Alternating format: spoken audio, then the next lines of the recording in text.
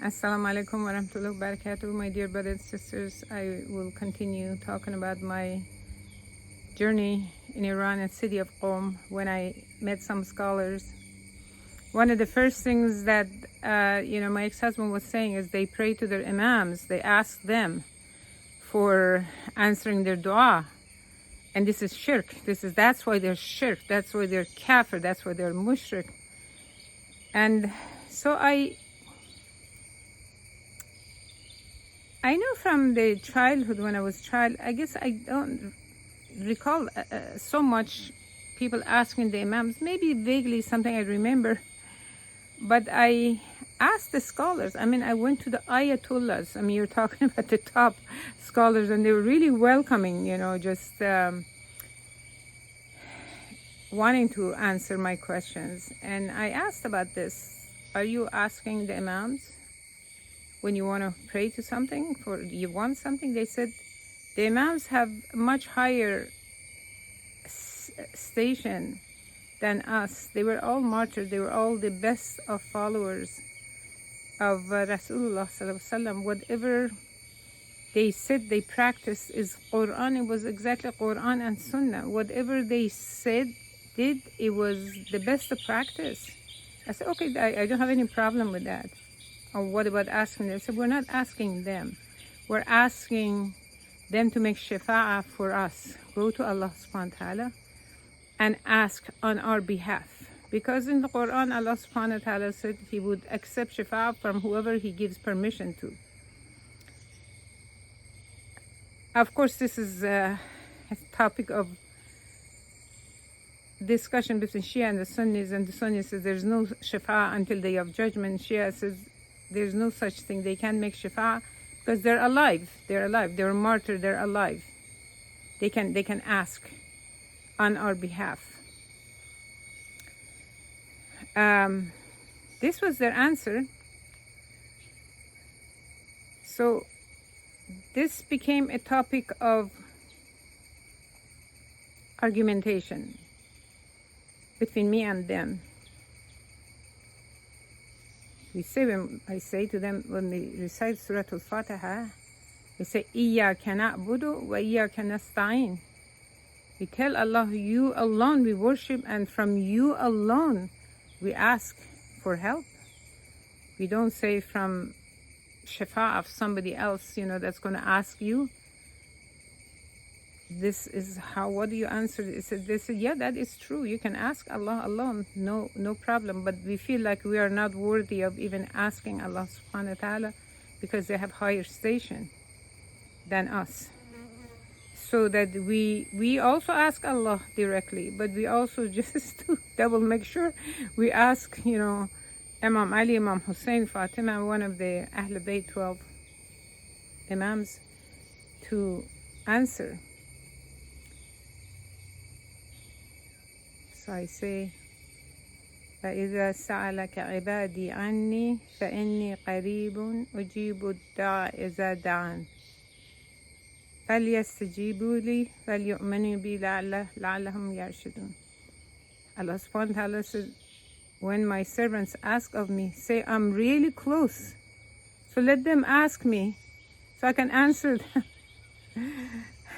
And worship me so that they could be guided.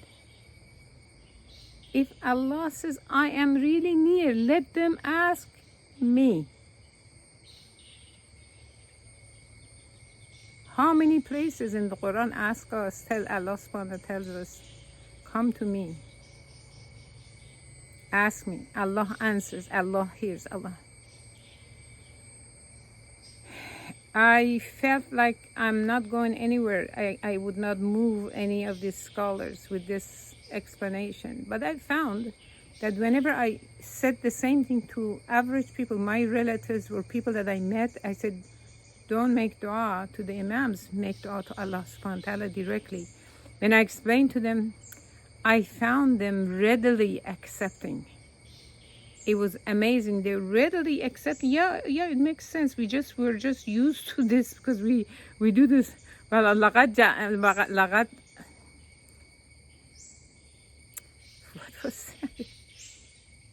فقد وجدنا عليه آباءنا. We found our forefathers upon this, doing this. And this is exactly their following, because their mother said the same thing, their father said the same thing. But when I explained, they accepted. This is why I want to say to you who are listening, please do not go and demonize the Shias.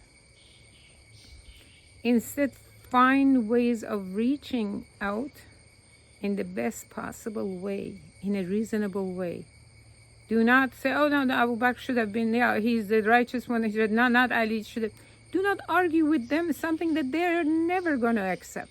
Never. They're never going to accept Abu Bakr as the first rightful Khalifa. It is Ali, no matter what.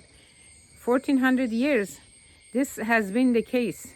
It hasn't been solved. So don't try to solve something that's not solvable. Try to focus on Tawheed. If you're going to talk with them, do not argue, okay? Try to talk about commonalities between the Shias and Sunnis to open the door. But do not argue, because this closes everything. So when I saw people are really open, I was really hopeful. We have a mission here. And I was there actually altogether 7 months. I studied, I bought books. I sent 200 books to US to read, to study. And I bought volumes, 2 sets of volumes of the tafsir of the Shias that are very, very well known, so that I could compare with the Sunni tafsir. And also, you know, if there's any benefit in it, I could learn from it. I think it got to a point where they were starting to suspect that I am a Sunni. And that is not a good plan. I know I never said to anyone I'm a Sunni, I'm a Shia. I'm following Allah. Everybody agreed that we follow Allah and the Messenger. Shia and Sunni, everyone agrees that believing in Allah, in the Quran and the Sunnah Rasulullah is the right way. Except the Ahl Sunnah take the Sunnah narration coming from the Sahaba. The Shia takes the narration coming from Ahlul Bayt. I have no problem with this. If the narration is authentic, if it's coming from the family of the Prophet, I would love that. I would take and accept anything that coming from Ahlul Bayt that I know is authentic. Because these were the best preservers. There has never been any confusion between the Imam saying one Imam said this, the other Imam said something opposite of it. Or maybe it is, when I studied the science of Hadith, Sunni Hadith, sometimes there are problems between their transmission. Maybe somebody is missing, maybe somebody is a liar. Hadith is da'if, maybe more so, maybe there's a science of Hadith to understand if the Hadith is really authentic. Authentication. With the Shia, there's no such thing. There's no contradiction between one Imam to another. It all ends up with Rasulullah, from him to Ali, and then from him to his sons Hassan and Hussein, and from them, progeny of Hussein. This is what they believe in. But the only problem I don't have problem knowing that anything that came from Ahlul Bayt is truly from Rasulullah Sallallahu Alaihi Wasallam. The problem I have is the authentication system of the Shia is not the same as like Bukhari and Muslim, for example. So some of the things attributed to the Imams, it is so outrageous that it cannot have come from the Imam. I'm not talking about from Imam, from his father, it was not such that. I'm talking about like such Imam said, for example, going to Karbala to visit the shrine of Imam Hussein is equal to 50 Hajj. Really? How could anyone accept this? Or if anyone doesn't make taqiyya, I mean, that's like a white lie, because at the time of the Imams, they were persecuted. They have to make taqiyya in order to preserve their lives. This is allowed in Islam. However, taqiyya became like anything that you think you have to say in order to, religious-wise to protect the religion or something like this. It became so widespread that you don't know who you're talking with and what they're saying is correct or not. I could never accept that. And then taking mota is like saying the Imam says taking another temporary wife is obligation. And everybody, a man that does not do mata he's not of us. Shocking. It's like shocking.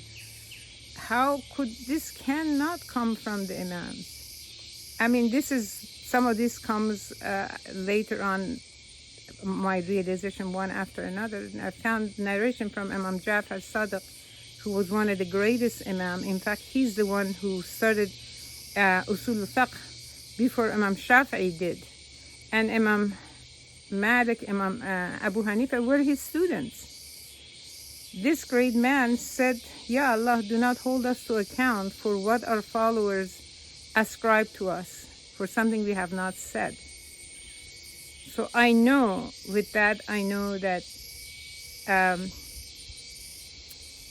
some of the outrageous things don't come from them. Anyhow, I think that's enough for now. Inshallah, talk to you next episode. Assalamu alaikum wa rahmatullahi wa barakatuh.